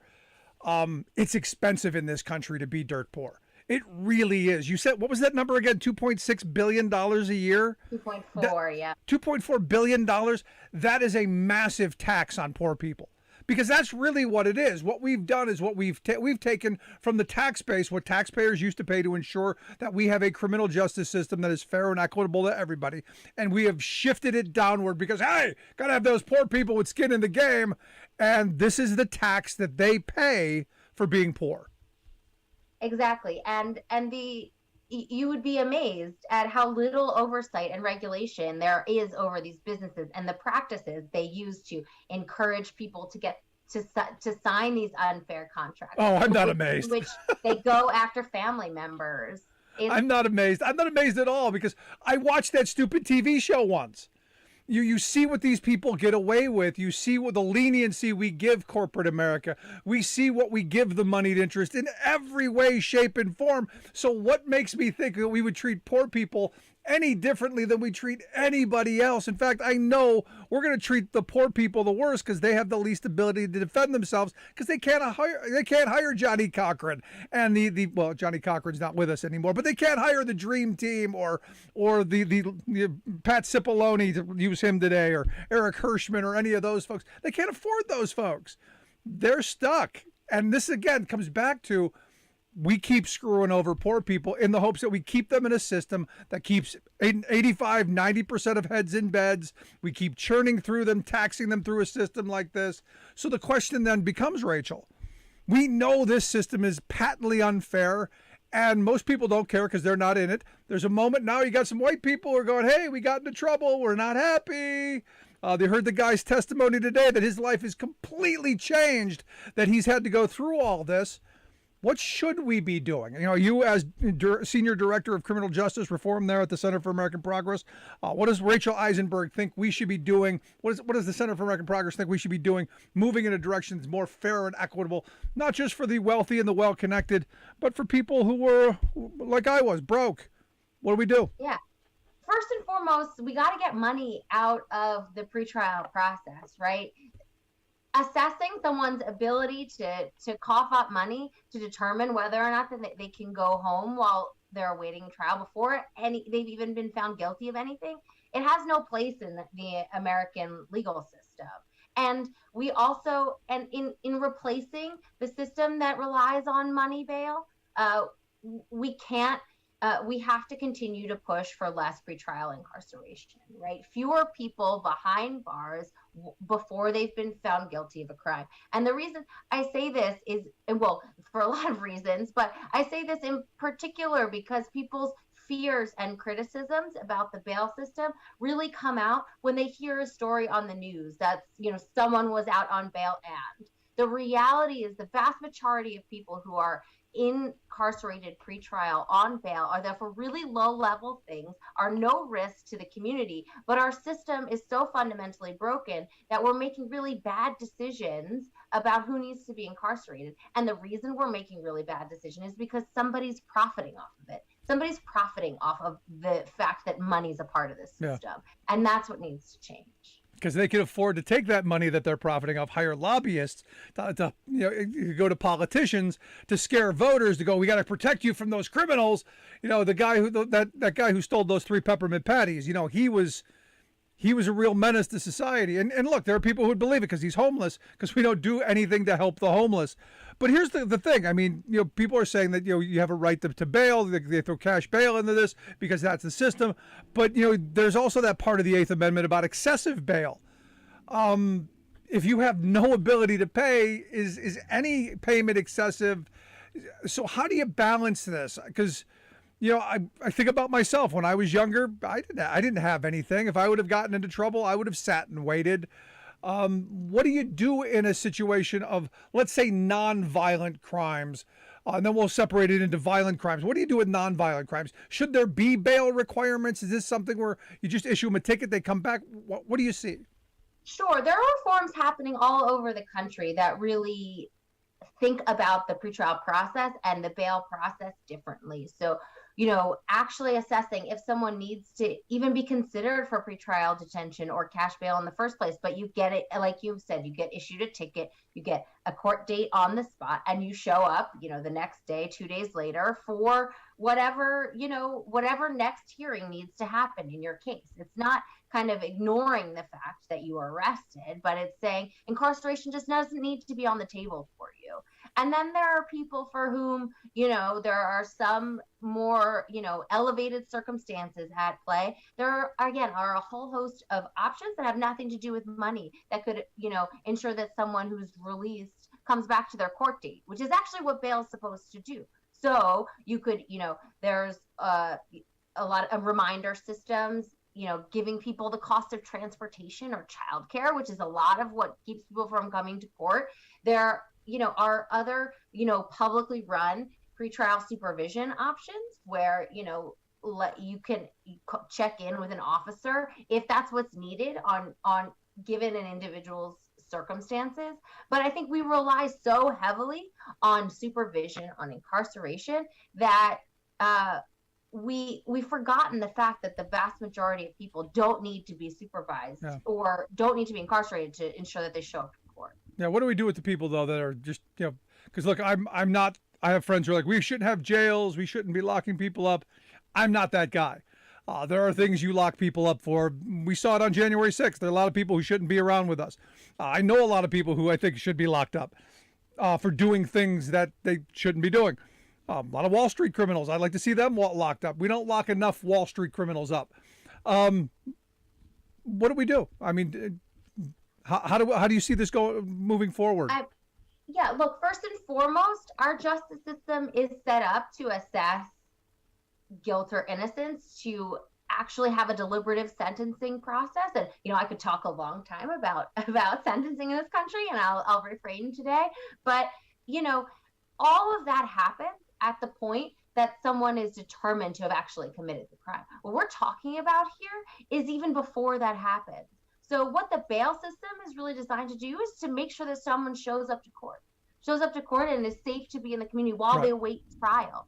And that decision-making process is fundamentally different than when it's been determined that you've committed the crime based on all the evidence, based whether a judge or a jury decides it, and you have a sentence that is appropriate to meet that offense, right? That is just a fundamentally different decision-making process that happens with a lot more information.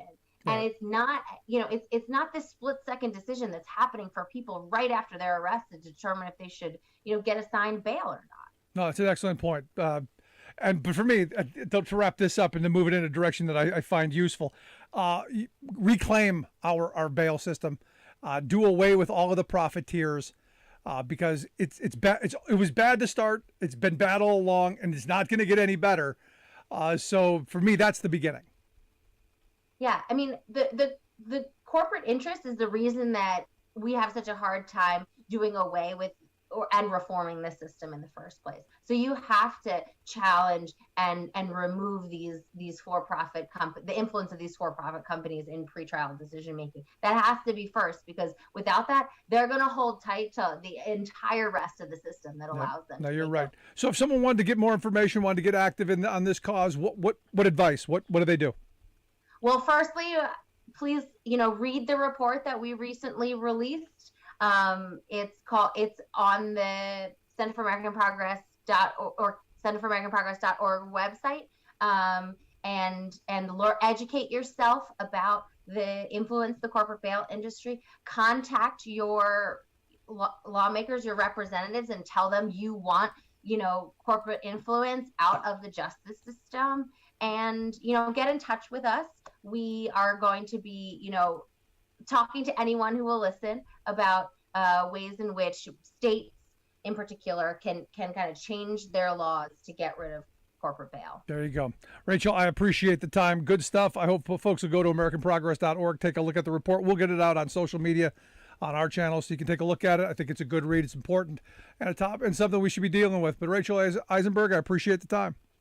Thank you so much for having me today. Good stuff. Let's take a quick break. Back with your thoughts. Make sure if you got stories, if you got one of those stories, because think about it, 500 days for 3 peppermint patties. That was before he was even tried. That's the amazing thing. Didn't even get tried yet, and spent 500 plus days awaiting trial. But if you got one of those stories, I want to hear it. Email me, rick@thericksmithshow.com. I'm going to take a quick break. Right back. Stick around. You're listening to The Rick Smith Show. For working people. Come to talk.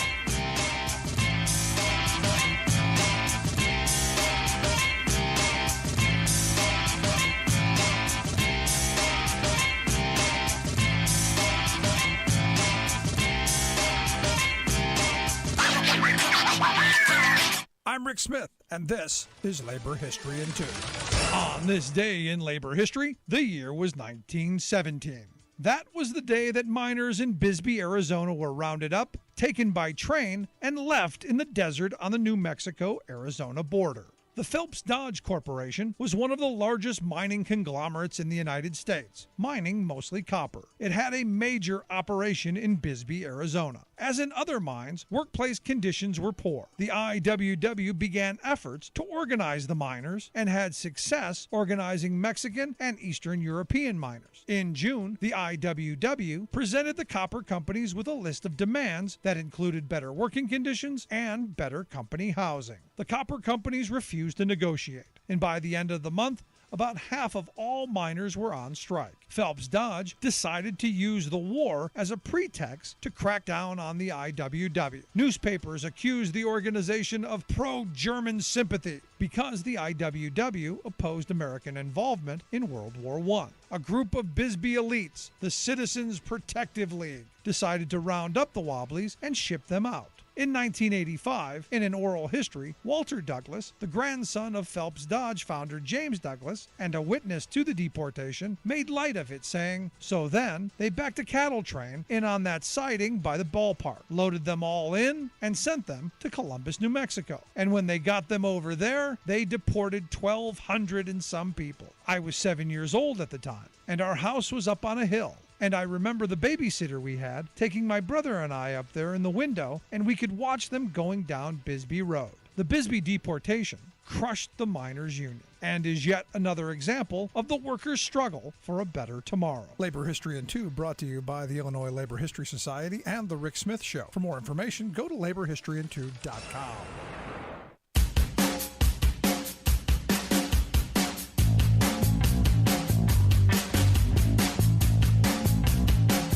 Welcome back to The Rick Smith Show. Check out our website, thericksmithshow.com. Questions, comments, something on your mind, you can email me, rick@thericksmithshow.com.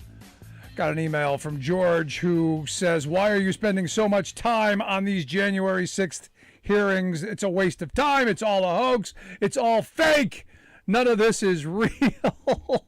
None of it's real, George says. None of it's real. He goes into a long laundry list of complaints about the hearing and it being one-sided. And it's like a lot of the Q stuff. And he doesn't say that he's Q, but it's a lot of the same verbiage. And what was interesting in the hearings is that the one witness said when he was dealing with social media, it was like having blinders on. And he was only looking, here, and didn't see everything else, and didn't take into all of the other effects of, he really believed that the election was being stolen because that's all he was seeing. The blinders were on. Didn't take into account that there were, more than 60 trials that said, no, you're crazy. Didn't take into account that it was judges from across the political spectrum saying, no, there's no evidence here. Didn't matter that it was, virtually everybody else saying, no, you're wrong. This is no. Couldn't believe that the president would lie to him. Because again, the blinders in this hallway with all the doors closed going down the hallway with no off ramps. And George, I fear one of those people still in the hallway, still with the blinders on. And if we're going to move forward as a country, which is why I think these hearings are so important, if we're going to move forward, it's going to be, we're going to walk down a hallway, but we're going to walk down together and doors are going to be open. And those doors we're going to explore together. And maybe some of them we'll go into, some of them we won't. We'll peek our head in, go, not for us, and move along. But at the end of the day, we're going to be open to different ideas. We're going to be open to reality. Problem with my Q friends, problem with the white supremacist friends, they have agendas. And those agendas are narrow. And when you head down that narrow path, everything else gets blocked out. Reality, sanity, all of that stuff gets blocked out and pushed to the side. And this is where in these hearings, I'm hoping people are starting to see the full picture develop. And I think they're doing a fantastic job. Now, on the argument that this isn't everything, no, the Republicans made a choice, a conscious choice to not participate fully. Now, you have Liz Cheney and Adam Kinzinger, who are there making this a bipartisan commission. But ultimately, the Republican Party said, no, we're not going to do it. We're backing out. We're done. They could have bucked leadership. They could have bucked Donald Trump, and they could have gone and they could have sat on that committee. But their leadership said no. Because the party is that controlling. They could have, but they chose not to. And this is one of those moments where you go, remember John McCain, country over party, country first? Remember, that's the Republican mantra? Well, this was their opportunity. And what we've seen, two Republicans, Liz Cheney, who's getting just walloped at home and is going to lose her election. Her career for the short term is done. And Adam Kinzinger, who is not running for re-election because he knows he's done, are the only two Republicans to step forward. And what does that say about the party? What does that say about the people who are part of that? Now, what should have happened is you should have had a bunch of Republicans rushing, going, no, we want the truth. We want to expose. We want to be part of reality. We want to be part of the good stuff in this country. We want to be part of opening eyes and changing it because we're right. They knew they were wrong, which is why they didn't. Because a number of them were looking for pardons, like my congressman, Scott Perry, begging for the pardons. Either way, I'd love to hear your thoughts. Email me, rick@thericksmithshow.com. If you miss any portion of the program, as always, you can download the podcast. They're always there, always available. Wherever you get yours, you'll find ours. I appreciate you being here. Thanks so much. We'll see you back here next time. Tomorrow, we will be in Boston traveling. AFT convention the next couple of days as well. See you then. You've been listening to The Rick Smith Show. Email Rick at rick@thericksmithshow.com. Until next time, this has been The Rick Smith Show, where working people come to talk.